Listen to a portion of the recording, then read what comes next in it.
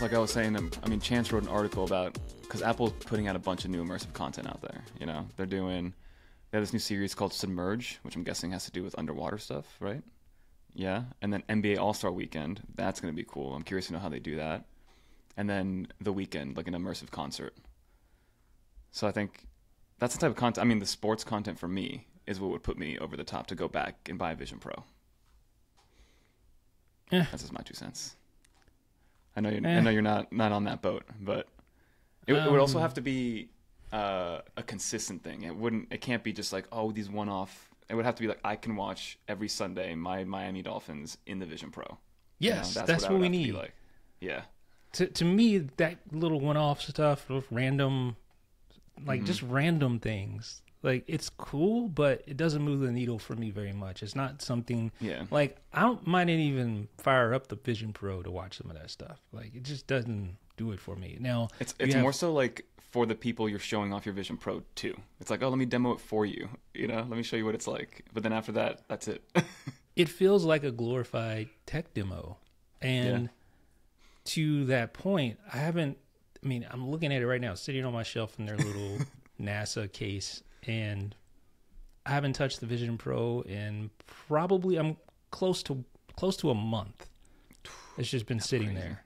I mean, I haven't fired it up probably since like a week after the beta came out. Yeah. So remember, you were hyped on the beta.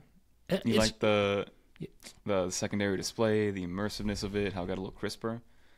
But I am. Like, it has good features, but like, I don't know. Like I was telling someone, I think we talked about it on this show before, but just that barrier to entry, like the process to get it going. Sometimes I'm just like, man, my Mac's right here or my iPad's right here. I don't need to. I mean, I gotta put it on, get the little cable, put it in my pocket, make sure I'm not like hitting it with my fingers as I'm trying to type. Yeah, and then it's like, okay, I'm here. What do I do now? Mm-hmm. I mean, yes, there's, as we talked about, there are definitely advantages to the Vision Pro, but there's a lot of disadvantages too, especially when it comes to like the barrier to entry. And I just feel like that's the main thing holding it back is just the ease of use. And like you open your Mac, it's on pretty much. Your iPad, it's on. Whereas this takes like a solid 60 seconds to 2 minutes to get really situated. Yeah, to get really into it. Which is and it's a tough sell at that price point, you know? I mean, I know that a lot of people are probably getting especially overseas, now it's available in Europe and other places. They're probably in that honeymoon period. Because I remember in the beginning, I was like, it was an amazing, again, demo. It was like an amazing experience. Like wasn't really anything like it out there yet. So people outside of the US are now experiencing that for the first time. So that's cool to see. But again, the price is crazy high. It's the accessibility isn't there, and then just the use cases overall to justify that price. I want to say not everybody. I'm not going to speak for everybody because I know some people are big hardcore Vision Pro users, but for most people, get a laptop, an iPad, and an iPhone for that same price. And probably more than that. Get some AirPods, get an Apple Watch. Yeah. So it's. I do think Apple has something here. I think it's a special device. It is impressive in a lot of ways, as we discuss here. But as we've also discussed, it just continues to feel like a tech demo to me. Mm-hmm. And yeah, it feels like a tech demo. A very good one, a very impressive one, but just the random one-off content isn't enough to reel me back in. I need something consistent. Like you were mentioning NBA games. Like you had live NBA games. Yeah. Then it's a different story. I'm definitely like where I could sit on courtside, simulate that. Remember, who was it? Was it Oculus way back in the day that had that promise? I'm talking maybe 5-6 years ago. Or was it I forget who it was, but there was supposed to be some courtside experience for NBA games, and it just never really came to. I remember like the NBA.com app was like promoting it way back in the day, 5-6 years ago. Yeah, I don't remember that. Yeah. Interesting. So I'm sure they'll get there. It's just a matter of how they do it, when they do it, and then what sport they're going to do first. I'm assuming it's going to be MLS first because Apple's got their hands in there big time. But let's see how it evolves over time. I mean, it's been a year since it's been out? No, not 6 months. Yeah, 6 months right? at the Yeah. most. Yeah, I think that it recently had its 5 or 6 month anniversary. So Yeah. yeah, I mean, it's a really young product, and Mm-hmm. like it's not really fair to Just like, knock it. yeah, because I mean, think about the iPhone where it was. I was gonna say, yeah. I mean, it took a while before we even had an app store, right? Took a whole year. Yeah, I mean, Yeah. but the technology was so just out of this world. It didn't really phase. Yeah. Like, but I don't know. I feel like people misremember like how popular the iPhone was initially. Like it was popular, Mm-hmm. but it's nothing like it grew to be. Nothing. Like No. it was just I, yeah. I remember a lot of the crackberry people, like it took a long time for people to finally be like, you know what, fine, let me get away from my physical keyboard and go to this virtual one. Like it took a long time. I remember my dad like refused to do it because he was a big BlackBerry guy, and he's like, I just can't get used to it. My fingers are too big. Blah blah blah blah blah. And then little by little, people started trying it. They started using it. I remember how like big of a deal it wasn't like even the autocomplete, but just the technological advancement of the keyboard itself, how it like knew which key you were going for, even if you pressed like three keys by accident. I remember that was like a huge deal. How it all worked. Now that I'm kind of like remembering going back there, but yeah, Yeah. it's true. iPhone was Like definitely a slow churner. it was. Okay, so what was your first iPhone? I did eventually get the first iPhone. I got Okay, it you did. 7 months after it released, around there. Yeah. I did not. Believe No. it or not. Yeah, I have the original iPhone, but I did not get the original iPhone on release. In fact, I don't even think I got the iPhone 3G. No, maybe I did. I think I got the iPhone 3G. I think that was I know for sure that I had a 3GS. Now, I can't Yeah. remember if I had a 3G or not. I'm almost thinking I didn't. Like, I think maybe I bought be. one, played with it, and then like returned it. Mm-hmm. Just because I don't know. It just seemed so expensive back then. Like So we have a expensive. different like relational like thought process when it comes to technology now and the price of it. But I just feel like back then, it just seemed insanely absurd. expensive. Yeah, it seemed insanely expensive. Like I Yeah. think the initial one was, how much was it? $600 subsidized, I remember. And that was back when they would lock you in for 2 years and subsidize the device. And I remember, and most Blackberries were almost given away for free if you signed a 2-year contract. Yeah, and then they dropped the price. Like it was not that long after the initial release, they Yeah. dropped the price, and I I think think that they actually caused a lot paid of people back, right? Or Yeah, they I gave think so. a gift card back? something like that. Yeah. I just remember there being all this controversy. I wasn't, like I said, I didn't buy the original iPhone on launch, Mhm. so I kind of have fuzzy memories about that. But I have to say, I was not like super hyped or convinced about the iPhone. I don't even think I watched the keynote or anything. Like that's kind of where I was. Like it just, Mhm. I didn't even No, I was really. definitely... Yeah, I was in my my early Apple sheep era. Like me and my buddy, we would... I think it was an iPod that really got us over the edge in like 2004 or something like that. So we definitely watched the keynote. I remember we watched it together. Funny enough, shout out Sid if you're listening, my man. But it was just, I remember I was definitely on the Steve Jobs hype train. I was on the Apple hype train. I was like, I want this thing. I remember I used to go to the mall and just like watch like Usher music videos on the iPhone before I had it like in the Apple store, and then just walk out. it's such a weird time for me because like Yeah.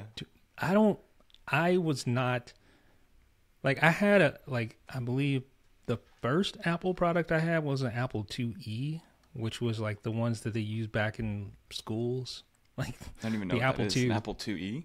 Yeah, the Apple II, which is like, you know, that it was, let me see, it was before the Macintosh, I believe. The original Macintosh in A4. Oh, you're talking about the throwback. Yeah, like that was my first Apple product, the Apple IIe. I got it from like the what is it, that thrift store called? The Goodwill. Yeah.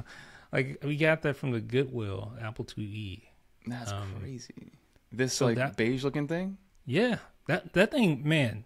You never had that? You never had that in school? No, this is when I went to school, they had the transparent ones. That was the power. No, not the power book. The The iMac. G4. Yeah, the iMac, the one that came out in like '98. Yeah, the iMac. The Yeah, little, that's what with I the had in Bondi school. Blue. Yeah, with the Bondi Blue, the one that like mimics this, like So when I translucent. graduated, they had just got that. When I graduated high school, like that had just like I think my senior year we had got that Macintosh. Okay. But when I initially started going to school, Apple IIe was where it was at, man. Like we had a whole lab full of those things. I'm looking at And, this is crazy. dude, that thing I guess was this amazing. is right before my time. I think. Like I wasn't. I guess I remember some of the like big CRT like TV looking computers that were kind of beige, but they were Windows based. What we had in our house, Yeah, if we even had one in our house. But dude, I'm telling you, like that Apple IIe was. I loved that thing because did there it were have so an many. OS? Yeah, it had an OS. Okay. Oh yeah, yeah. I mean, it was.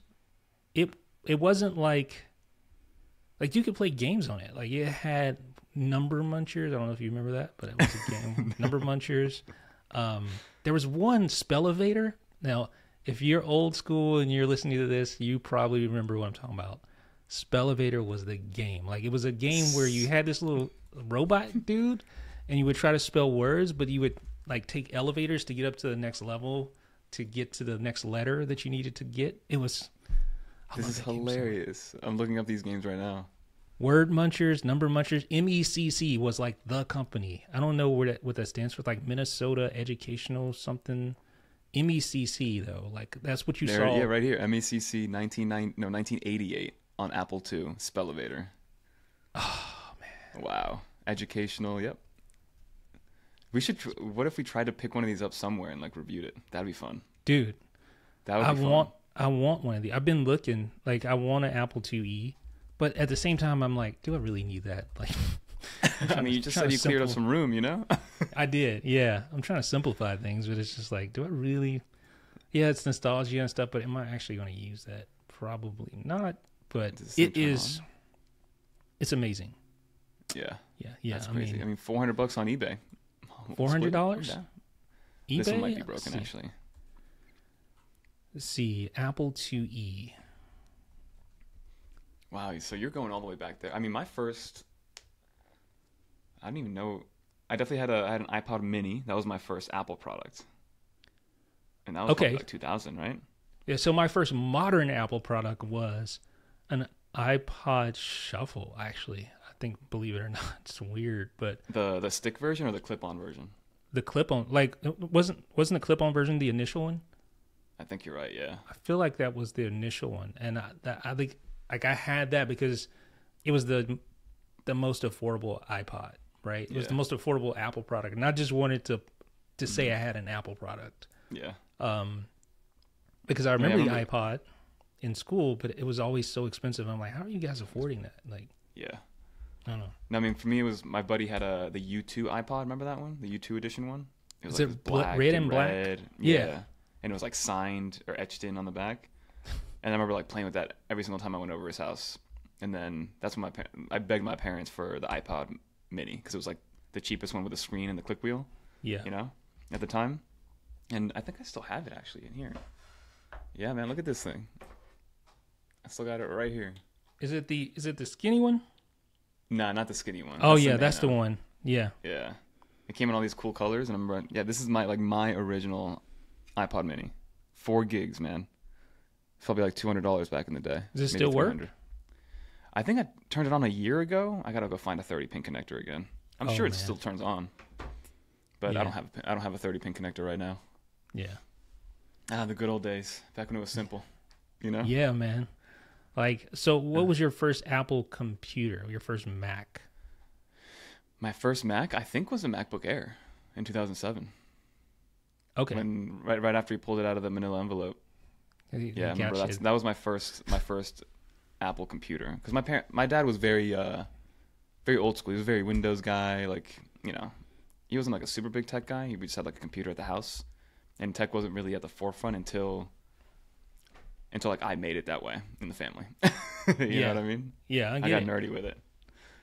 Yeah, I was a hardcore Microsoft guy. Like, believe it or not, I hated Apple. Like, I won't say I hated Apple, but they just annoyed me because I felt like people that use them just wanted to be different. Yeah. And they They just wanna didn't want to think fall in different. line. Yeah, exactly. But I worked at a call center like Okay. years ago, like probably 2 decades ago. Uh-huh. And it was like for when a high-speed internet, right? Okay. Troubleshooting. So you're like customer support or like Yeah. or tech support? Yeah, tech support for troubleshooting high-speed internet. And I just remember like having a procedure down for all the Windows calls I would receive. Oh, my internet's not working. Okay, have you Yeah. I don't even remember all the steps, Like but troubleshoot. it's like Yeah. it's like power cycle your cable modem, go to WinIP or whatever that command is. You're getting flashbacks right now. Yeah, like PTSD, man. But Yeah. the problem is when you would get a Mac call, it was so rare. But these Mac people were always like arrogant. That sounds like stereotypical or like I'm labeling everybody. I didn't mean it that way, but Yeah. it just seemed like every Mac person felt like, I don't know, they just seemed like they talk condescendingly to the cable people. And to this day, it's still, it's just, it still happens on the Windows side, but now it's just like Android versus Apple, Android versus iOS. And it's the same way on Twitter. People just, no, I'm better. No, I'm better. No, yours stinks. No, yours stinks. Oh, we used to be able to do this 10 years ago, and this is a new feature for you? It's just, it never ends. But yeah, it's just like it was such a different process to troubleshoot a Mac versus troubleshooting. So we had a binder and just like, and it was so rare to get a Mac call. It was like every time you were starting over from scratch, trying to help these people, and they would get frustrated because you didn't know their operating system, and we would get frustrated because they were getting frustrated with us. So it was just always, I had this weird, like that kind of started my Apple hate. Okay. Yeah. It was just like, I don't like these people, man. What is wrong with them? Why do they think they're better? But obviously that was a false idea. Yeah. So what switched it? Was it a product or an experience you had? Like, what was the first thing that made you be like, you know what? Actually, they ain't that bad. What switched it was Jailbreaking iPhones. Well, first of all, I think I remember I worked for a online publication back in the early 2000s, and I would travel out to LA for this thing called E3. It's like a big the gaming conference. Yeah, like a gaming convention or whatever. Yeah. So I would go out there to cover these products, these releases of these games, and all my colleagues had MacBooks, and I was just thinking, man, these are cool looking. Like they had the black plastic, like the black MacBook. I was thinking so bad. All of them had that, and I'm like, I'm the only person in here with the stupid HP. Like I felt so like, what am I missing? Probably like that silver was clunky HP, Oh man, it was terrible. But that was the first thing. I'm like, so I asked a colleague of mine, I'm like, can I see this? Can I look at it? And I just start playing with it. I'm like, man, this, like, it takes a while for a Windows user to be able to think like a Mac user, because things are just so different. Like even the idea of, you want to uninstall an app, you just put it in the trash. Yeah. No, I remember having to go to the uninstaller in the control panel. On Windows. The thought of doing that on a Windows machine, it's like it was just You just foreign. Once you download it, you leave it there forever. Yeah, it was just it was foreign, dude. And then even the installation process, it's like, oh, you just open this DMG file and you drag it to applications. I'm like, that's too simple. Why is that? Yeah. Why, how does that? So it just kind of like, it clicked. It was like, oh, this is actually the way things should be. It shouldn't be that complicated. It should be, put it to the trash. You want to uninstall it. So it was things like that that really kind of opened my mind. Problem is, I still couldn't get over the price thing. Yeah. So That's Mac so Mini true. comes out, and that changed the game for me. Like, because it was like, oh, this is a Mac I can afford. I can hook it up to a cheap monitor, and then I can get my feet wet. So after that Mac Mini, it was like all downhill from there. And that's probably when when they still included the keyboard and the mouse in the packaging. No. Did they? This was No. I don't think they. I think it was just. It was a plastic Mac Mini, I believe. Was it plastic? Did they make a plastic one? I haven't. The transparent one. It wasn't the one where it was aluminum. I don't think it was aluminum at all. I could be wrong. Let me see. Early 2000s. This is like 2006 or 7. Oh wait, yeah, it is. It is like plasticky kind of. It is aluminum translucent. apparently. Oh, it is. Okay, But the top of it, yeah. So that was my first. Yeah, that was my first Mac in the modern crazy. era. 4 gigs of RAM, 160 gig hard drive. Look at this one, 512 gigs of RAM. Yeah.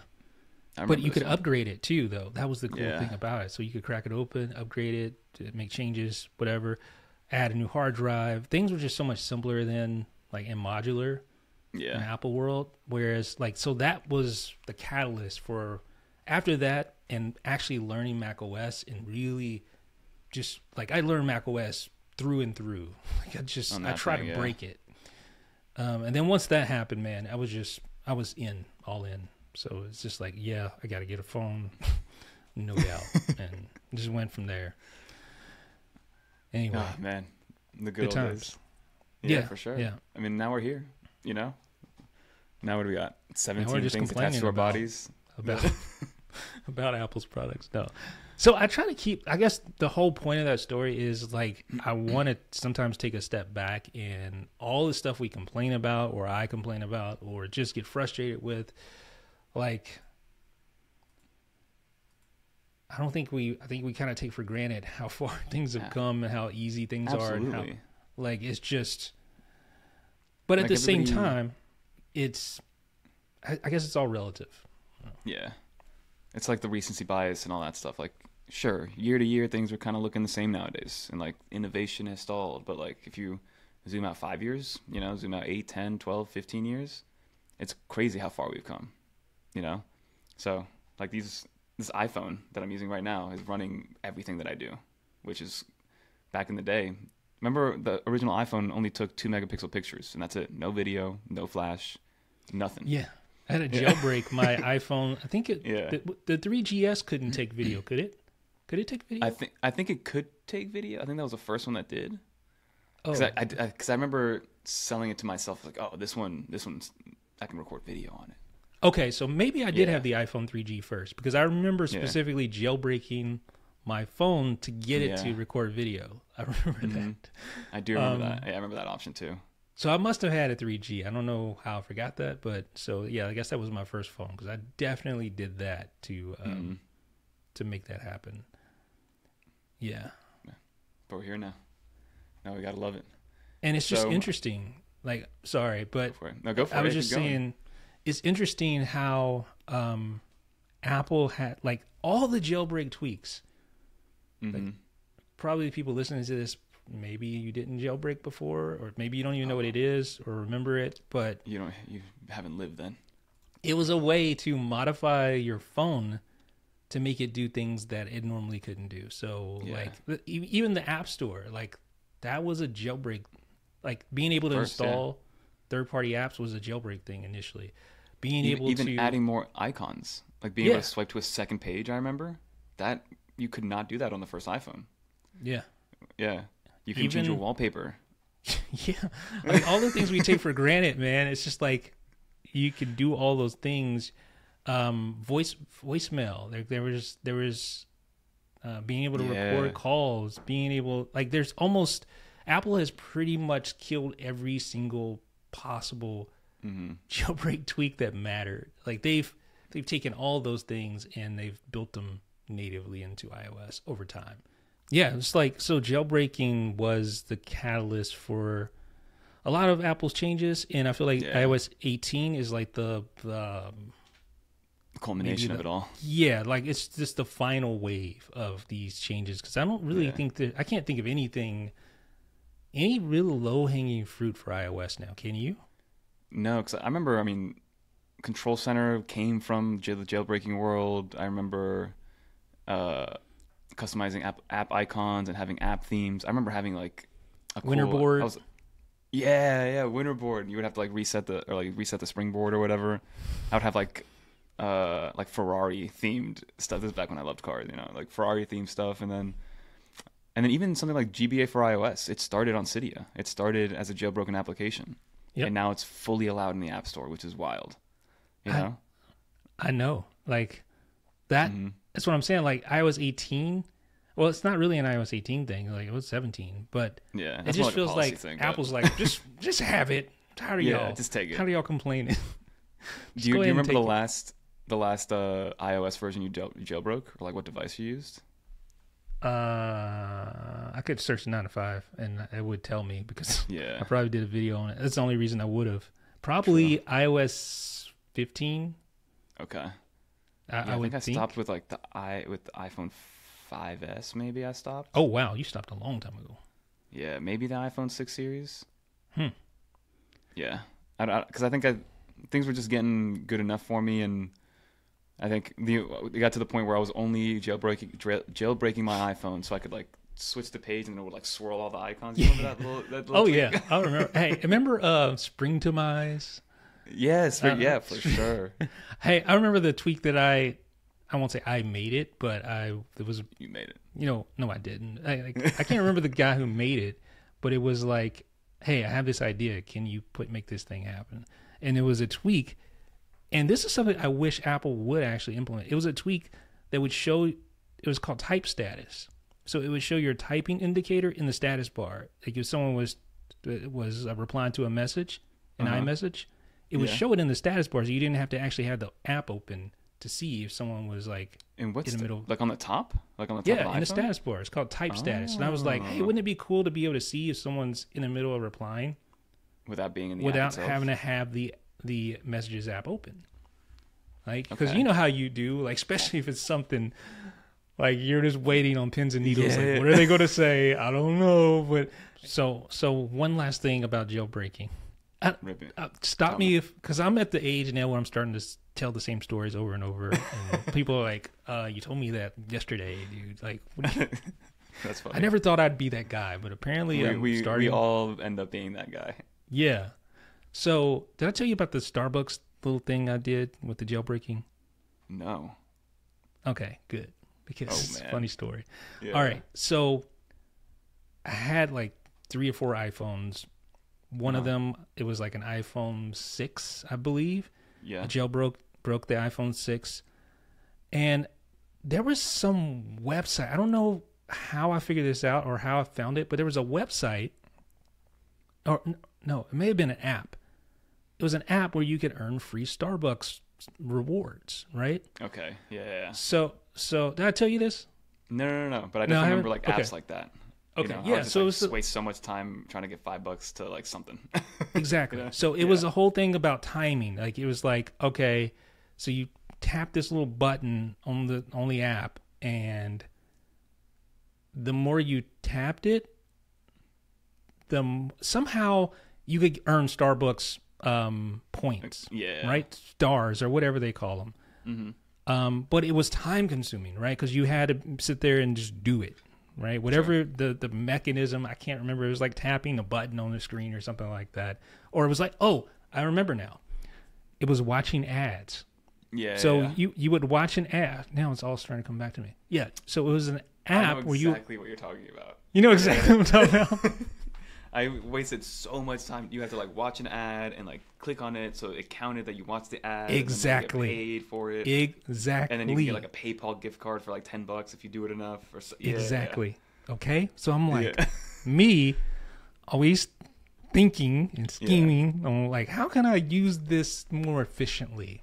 Yeah. So first of all, I'm like, well, this ad takes like 30 seconds to get through. So we need something to speed up the ad. So there was a jailbreak tweak where you could speed up video. Okay. And so I installed this jailbreak tweak to speed up the ad, and it would get through an ad in like 1 second. Okay. Like it would, crazy. like That's so as soon as smart. the ad appeared, it disappeared. It was that quick, and then Like it would you're playing count. up here. We're all playing down here. it would count for the thing. Then you had to Yeah. tap the button, right? So I'm like, well, I can't sit here. Yeah, we're getting through the ads quick, but I can't sit here and Can't time it hold right. this and tap the button. So there was an app, or it was a jailbreak tweak where you could simulate taps on the screen. Oh man. See where I'm going with this? Yeah. So, all right. So I set this up on like 3 different iPhones at the same time. They're all running these 2 jailbreak tweaks to speed through the ads and then tap this button. And I was accumulating massive amounts of Starbucks rewards from that. Like just What? we had Starbucks for free the entire summer. The entire summer, man. Like my friends are like, "How are you?" Like I would go through the Starbucks drive-through, Yeah. and I mean, this isn't illegal or anything. Nah, I mean, nah. you were just smarter than everybody else. So, I would go through the Starbucks drive-through and just like splurge. Splat. Like, hey, what y'all want? Yo, you want 3 shots of espresso? Whatever. In the bro. back You want seat, some hey, food too? you want some food? You can have anything you want. You just tell me what it. I mean, $10 for 1 croissant, whatever, dude. I yeah, got you. like, dude, I can't tell. I mean, it was probably, I don't even know that number, so I'm not gonna make something up because it's gonna sound unbelievable. But it was a lot. Like, I ate Starbucks for free the entire summer. That's so funny. All of those things. So I would just have my phones plugged in, and when I leave the house, they'd still be running. I come home, I check them. Yep, the ads are still going through.